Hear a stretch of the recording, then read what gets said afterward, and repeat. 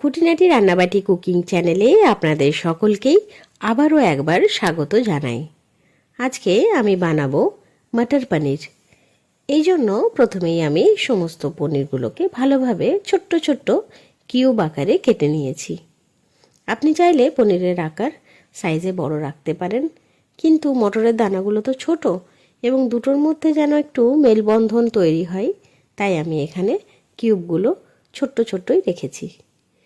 পনির কাটা হয়ে গেছে। এরপর কড়াই গরম হতে দিয়ে তাতে দিয়ে দিচ্ছি কিছু পরিমাণ বাটার। এরপর কেটে রাখা সমস্ত পনির তাতে লো ফ্লেমে ফ্রাই করে নিচ্ছি।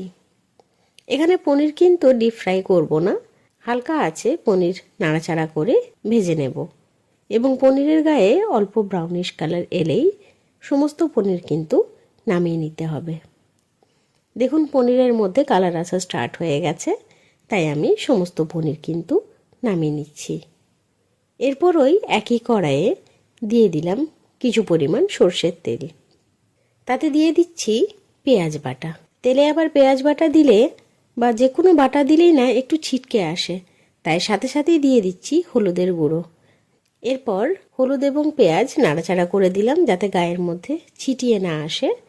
এরপর দিয়ে দিচ্ছি আদা ও কাঁচা লঙ্কার পেস্ট। আবারও নাড়াচাড়া করে সমস্ত পেস্ট ভালোভাবে কষিয়ে নিচ্ছি। মশলার মধ্যে প্রায় জল শুকিয়ে এসেছে, তাই কিন্তু মশলা থেকে একটু একটু তেল বেরোচ্ছে। এই মুহূর্তেই আমি দিয়ে দিচ্ছি প্রায় 1 বাটির মতো টমেটোর পেস্ট। এরপর হালকা হাতে নাড়াচাড়া করে সমস্ত মশলা ভালোভাবে কষিয়ে নিচ্ছি। দেখুন কি সুন্দরভাবে টমেটোটাও কষানো হয়ে গেছে মশলার সঙ্গে এবং একটু একটু তেল বেরিয়ে আসছে। এই মুহূর্তেই দিয়ে দিচ্ছি প্রায় 1.5 বাটির মতো ছাড়িয়ে রাখা মটর। এখানে প্রায় 2 মিনিটের মতো কড়াইয়ে নাড়াচাড়া করে আমি মটরগুলো মশলার সঙ্গে ভালোভাবে কষিয়ে নিচ্ছি। মটরগুলো প্রায় কষানো হয়ে গেছে এবং দেখুন এখানে মনে হচ্ছে মশলা যেন নেই, তাই মশলার মধ্যে একটু থিকনেস আনার জন্য এবং ঝাল মিষ্টি ব্যাপারটার মধ্যে একটা ব্যালেন্স ভাব আনার জন্য আমি এখানে অ্যাড করে দিচ্ছি প্রায় 1 কাপের মতো ঠান্ডা দুধ। এই সময় কিন্তু গ্যাসের ফ্লেম লো করে দিতে হবে, না হলে বেশি আছে কোনো ক্রমে দুধ ফেটে যেতে পারে, কারণ এখানে আমরা টমেটোর ব্যবহার করেছি তো, তাই আগের থেকে সাবধানতা অবলম্বন করাই ভালো। তাই গ্যাসের ফ্লেম লো করেই দুধটা অ্যাড করে নিলাম।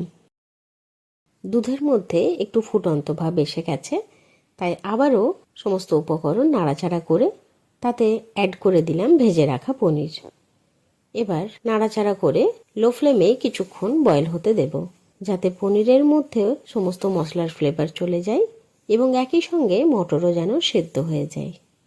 এরপর সমস্ত উপকরণ আবারও নাড়াচাড়া করে দেখে নিচ্ছি যেন কড়াইয়ের তলাতে কোনো রকমভাবেই যেন লেগে না যায়। প্রায় 5 থেকে 7 মিনিট হয়ে গেছে। দেখুন কি সুন্দরভাবে গ্রেভিটাও একটু টান টান হয়েছে। এবার গ্যাসের ফ্লেম অফ করে দিচ্ছি। এরপর প্লেটিংয়ের পালা। এই মটর পনির রুটি কিংবা পরোটার সঙ্গে খুবই ভালোভাবে যায়, তবে ভাতের সঙ্গে এর কম্বিনেশনটাও খারাপ নয়। অতি অবশ্যই বাড়িতে একবার ট্রাই করে দেখবেন এইরকম পদ্ধতিতে মটর পনির বানানো।